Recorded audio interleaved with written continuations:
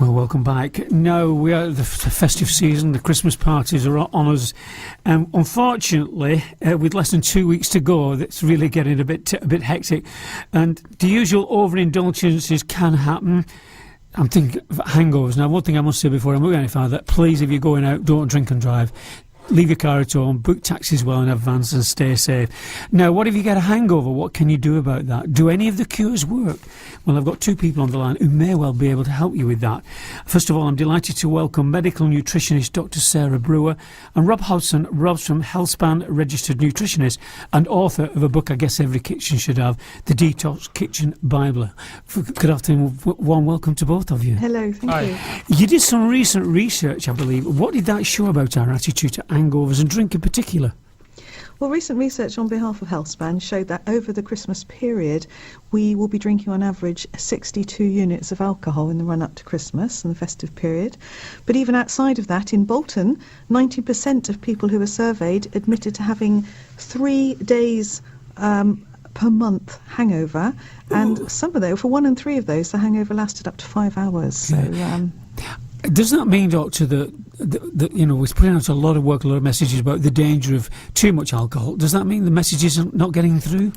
I think it's easy to forget them at Christmas, really, because there's so many parties you get invited out, and work dues you feel obliged to go to, and before you know it, you're drinking more than normal. Yeah.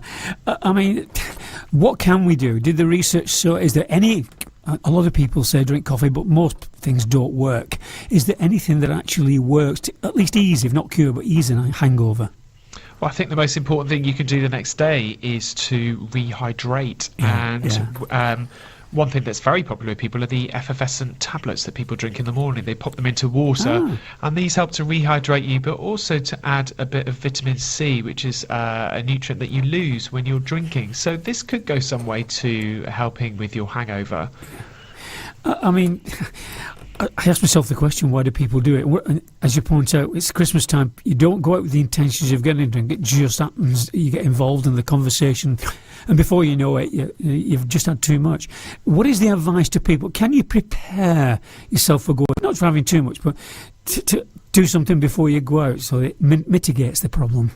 Yeah, I mean, definitely try not to go out on an empty stomach. I think this is a recipe for disaster. We've all done it. Racing from the office down to the pub, and it's not a good move. And then maybe try and drink a glass of water between drinks is another good thing if you can manage that. Or water down your drinks. If you have a glass of wine, maybe try a spritzer. I mean, there's loads of traditional methods of this, but I think it is, in case, from a safety point of view, and following on what the police are all putting out, is if you're going out, stay together and keep an eye on each other and do drink water. And most bars have water on hand. Certainly where I live in Bolton, most bars have water on hand at the festive season to help people to do that. Is that a good thing, Doctor? Absolutely, yes. Drink plenty of water. We do recommend that you alternate alcoholic with non-alcoholic drinks, and just keep track of what you're drinking. If somebody's actually keeps filling up your glass of wine from a bottle, it's very easy to think, I've only had one glass, and in fact you've had about 3. And just try and keep track of what you're drinking. It's the old measures when somebody else is pouring as well, and if you're used to drinking a certain measure but somebody's over exuberant with the way they fill your wine glass up, then you're in trouble, I guess. Yeah, and some of the wines nowadays are 14%, 15%, alcohol by volume, and I was trained on sort of 10 to 12 units when I was doing my wine. I love that tasting, word, trained, Doctor. Yeah, trained up my liver. So we used to have small glasses, 125 mils was standard, and now it's twice that. One thing I've never understood, and I may be wrong here, but I've never smoked, but if you buy a cigarette package, the risks are all over it like a rash. You can't ignore the fact that what you're doing is dangerous. Why don't we do the same thing with drink?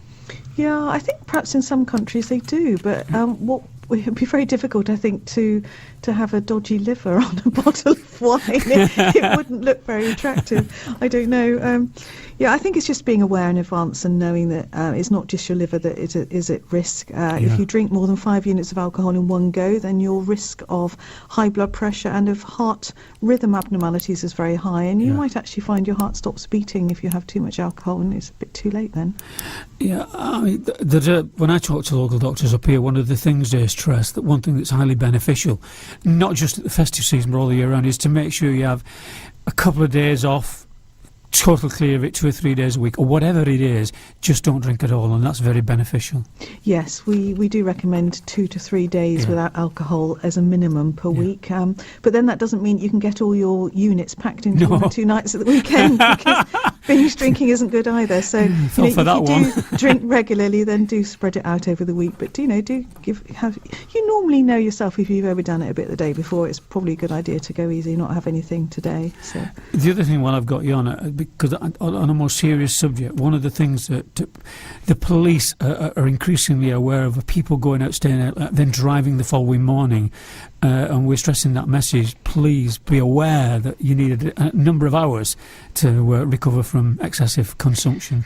Yeah, I mean, we say on average that your liver de-alcoholizes, if you like, 1 unit of alcohol per hour on average, but that only works as a calculation if you know how many units you've drunk. That's right. Yeah. And if you don't know how much you've had, you could well still be over limit the next morning. But that's the time to turn to the nice fizzy vitamin C drinks that you can take, and when you do, make sure that you don't have those that have got too much sodium in them, because also the NHS official advice is to avoid high sodium containing vitamin C effervescent drinks and soluble aspirin, soluble paracetamol, because that will put your blood pressure up just as much as the alcohol has.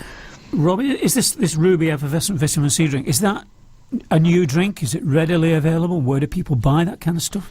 Yeah, so that particular drink is a new drink. It's been designed by Hobson, so you can find that at their website, which is www.hobson.co.uk. Yeah. What's interesting about that particular one, like Sarah said, is it's the first that contains very, very little sodium, which is obviously a risk factor if you have too much in your diet. And people are doing this unassumingly. There's some people taking 2 or 3 of these tablets a day, and if you imagine, that's quite a lot of salt to add to your daily intake, and you're just not aware that you're doing it. Is this something you mix with water, or do you drink it straight from the bottle? It doesn't need any... You would dilute it with water, which is why it's quite good to rehydrate you the next day. Are these effervescent drinks been around for a while? I've never heard of them. That doesn't mean they've not been around for a while. But do they help? I mean, do people who've tried it say, the recovery rate increases? Well, the effervescent tablets, which you add to water, are popular because they contain vitamin C. Some contain B vitamins as well. But also we have soluble aspirin, soluble paracetamol. And some people do like, you might remember that old advert, Plink, Plink, Fizz. What you don't realise is each Plink is actually adding a gram of salt to your daily intake. Yeah. And, doctors are now actually recommending that people don't use these soluble paracetamol, soluble aspirin, because of the high sodium content. I don't know whether either of you can answer this question, but in terms of hangovers and how do we compare to the rest of Europe? Because everybody says, you tend to get the view that we're far worse than the rest of Europe, that we're the biggest hangover capital in the world, or whatever. Are we? I think it's very regionalised in England. Yeah. There are some, I say in England, in Great Britain, there are some areas like Scotland which are, according to the research by Hobson, they do seem to be drinking more than some of the other areas. But across Europe, people tend to drink with meals more.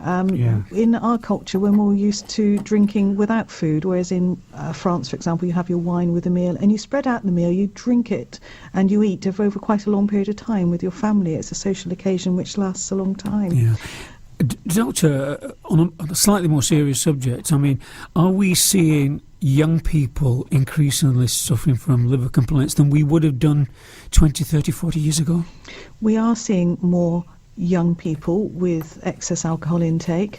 It takes a time for the liver to get to the build-up of long-term damage. And what's more worrying, really, are the middle-aged people, women in particular, who have a glass or 2 of wine every night.